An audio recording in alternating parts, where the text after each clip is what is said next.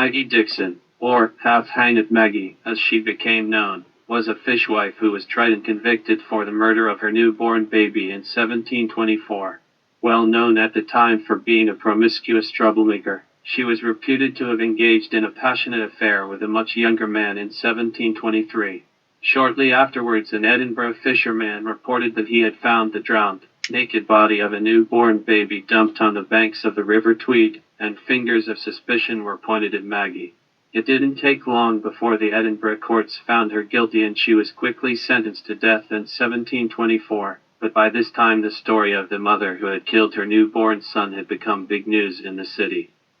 As was customary for the time, huge crowds came out to witness her public execution, and the Grassmarket was filled with angry citizens baying for justice.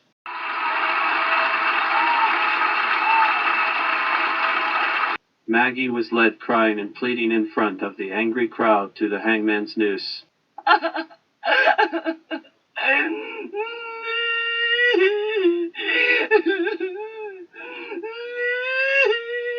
But her desperate screams for mercy fell on deaf ears as she was dropped through the gallows floor,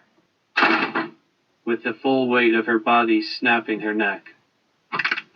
as she jerked and twisted uncontrollably, or dancing the hangman's jig, as it was known in those times. While many of the condemned in Edinburgh would have their tearful families pulled down on their legs to make their agonizing death quicker, Maggie had no one to help, so she danced the jig for several minutes until her twitching body finally stopped moving. After the required 30-minute wait, her body was cut down and she was confirmed dead by the attending doctor, at which point she was unceremoniously thrown into a coffin and loaded onto a cart to be taken to the local graveyard. As the car trundled through the streets of Edinburgh's Old Town,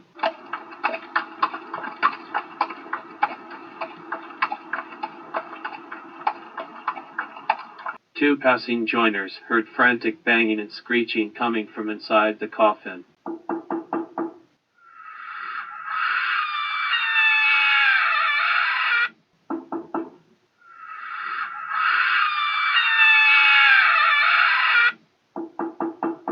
So they immediately set to work to free the person trapped inside, but when they broke it open,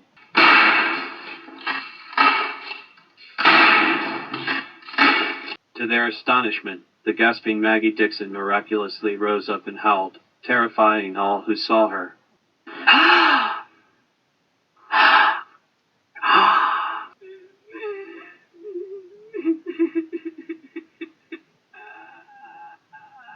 As the law at the time had already recorded that Maggie's punishment had been carried out, the Edinburgh officials had no choice but to let her go free with a full pardon. Whether her resurrection was a case of divine intervention or an incorrect medical diagnosis, we shall never know, but we do know that she lived on for another 25 years after she was executed on the gallows, and Half-Hanged Maggie became the infamous owner of an alehouse until her final, non-reviving death in 1753.